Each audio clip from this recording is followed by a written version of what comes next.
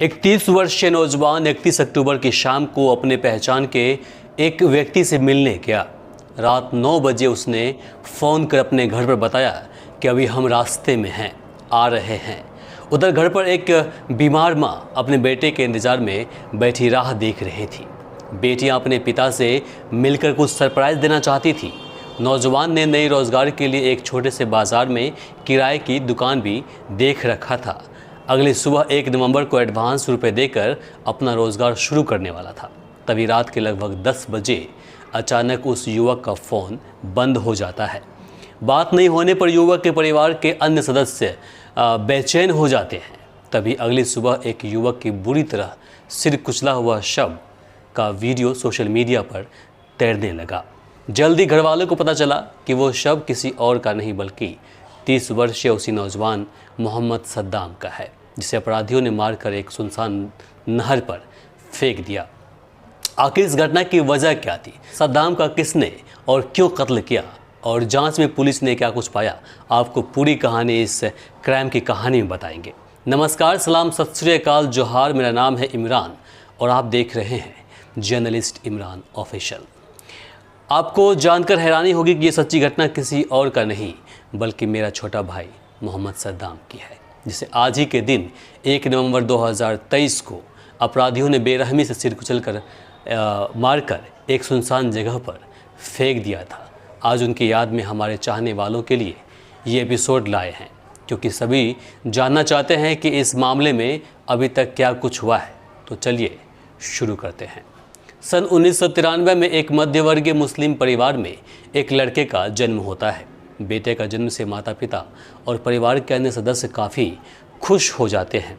इस खुशी में लोगों में मिठाइयाँ बांटी जाती है। मस्जिद के मुअज्जम बच्चे के कान में आज़ान सुनाते हैं ताकि मरते वक्त भी कलमा तैयबा दिमाग में बनी रहे और शैतान का काला साया उस पर ना पड़े।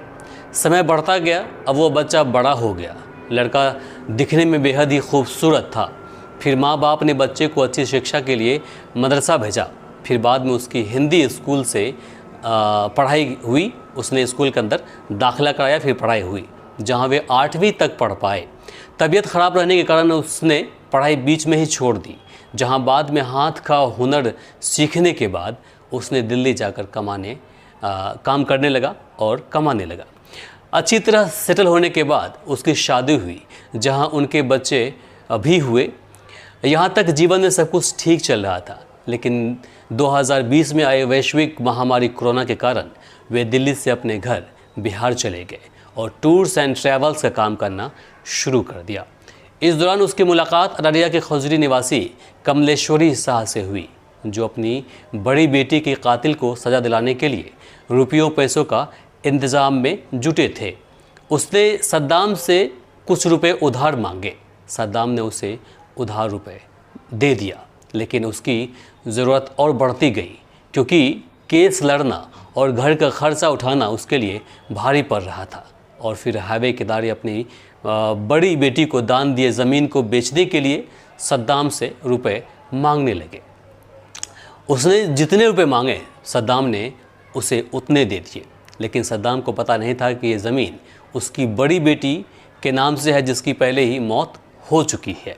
वही उसकी छोटी बेटी पर उसकी हत्या का इल्ज़ाम लगा, जिस कारण वे कुछ महीनों तक जेल में भी रही, जहां सद्दाम को पता चला कि उस ज़मीन को हथियाने के लिए छोटी बहन ने उस ज़मीन का फॉर्जरी कागजात अपने नाम कर लिया, क्योंकि दोनों की शक्ल एक दूसरे से मिल रही थी।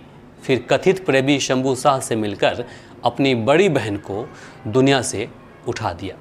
पुलिस ने बताया कि सद्दाम को मारने वाले शंभू शाह ने हमारे सामने कैमरे पर स्वीकार किया है कि उस घटना को भी उसी ने अंजाम दिया था, लेकिन डर के कारण कमलेश्वरी शाह ने उसका नाम केस पे नहीं दिया। खैर, लौटते हैं सद्दाम पर।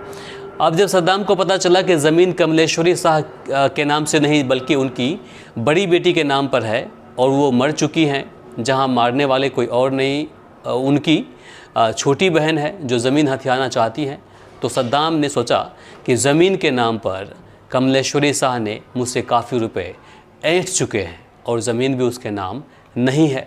तो उसने छोटी लड़की ममता देवी से संपर्क किया।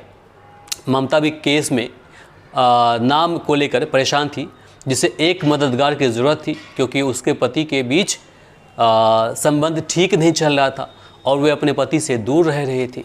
उसने मौका का फ़ायदा उठाकर सद्दाम को अपने जाल में फंसाया और उससे रुपये ऐंठने लगा और केस मुकदमा लड़ने के लिए उसे अपनी मीठी मीठी बातों में फंसा कर कोर्ट कचहरी करने लगी, जहां पुलिसिया जांच में कचहरी के कई वकीलों ने इस बात को स्वीकार किया कि सद्दाम ही इसका केस लड़ता था, जहां रुपए पैसे भी सद्दाम ही अदा करता था।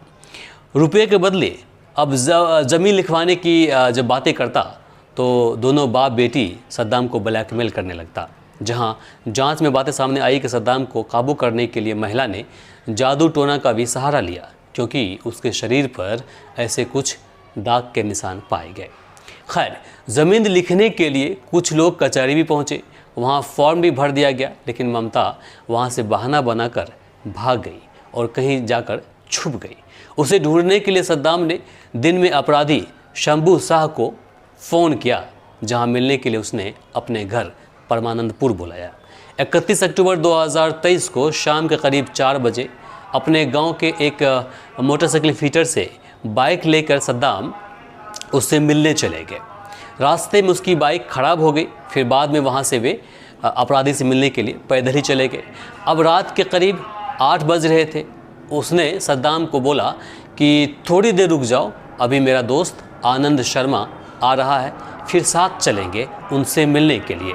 पुलिस ने बताया कि थोड़ी देर बाद आनंद शर्मा एक मोटरसाइकिल से अपराधी शंभू शाह के घर गया और ममता से मिलने के लिए घर से निकल पड़ा, जहां बाइक पर दोनों ने सद्दाम को बीच में बैठाया और पीछे अपराधी शंभू शाह गाड़ी पर बैठकर पास के ही नहर से होते हुए सुपौल के जदिया थाना क्षेत्र अंतर्गत फसिया कोठी नहर पर लेकर चले गए, उधर से हुए जाने लगे। इस दौरान रास्ते से गाड़ी पर बैठकर सद्दाम ने अपने घर पर बात किया, लेकिन उसे जरा भी एहसास दोनों ने होने नहीं दिया कि ये रात उसके लिए जीवन का आखिरी रात थी।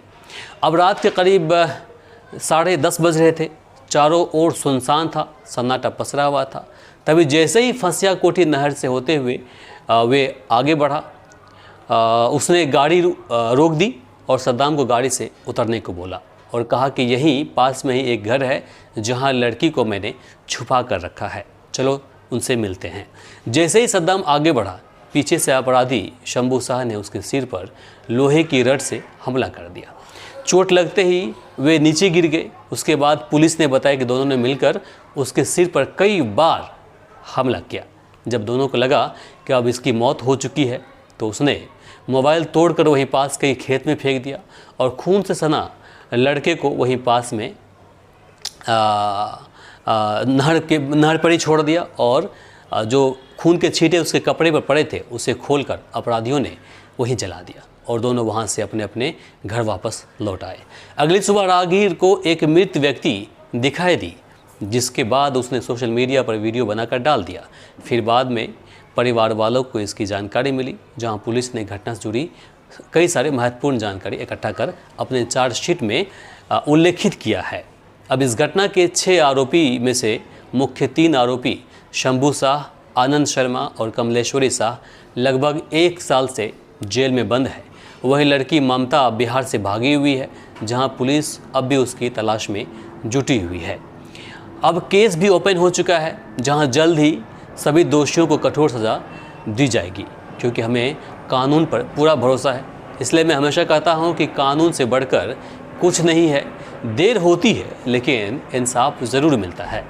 हज़ारों हमारे चाहने वालों मेरे पास पहुंचे और बदला लेने की बातें कही, लेकिन मैंने सभी को बस इतना ही कहा कि कानून जो हमें इंसाफ देगा वही हमारा बदला होगा, क्योंकि हमारे परिवार ने देश के संविधान को और यहाँ के कानून को ऊपर रखा है। जहाँ देरी सही लेकिन हमें इंसाफ ज़रूर मिलेगा। हालांकि इस बीच जान से मारने की हमें भी धमकी मिली। पुलिस ने कहा कि बेफिक्र रहिए, आपके साथ हम खड़े हैं, आपने हम पर भरोसा किया, इसलिए आपके साथ हम खड़े हैं।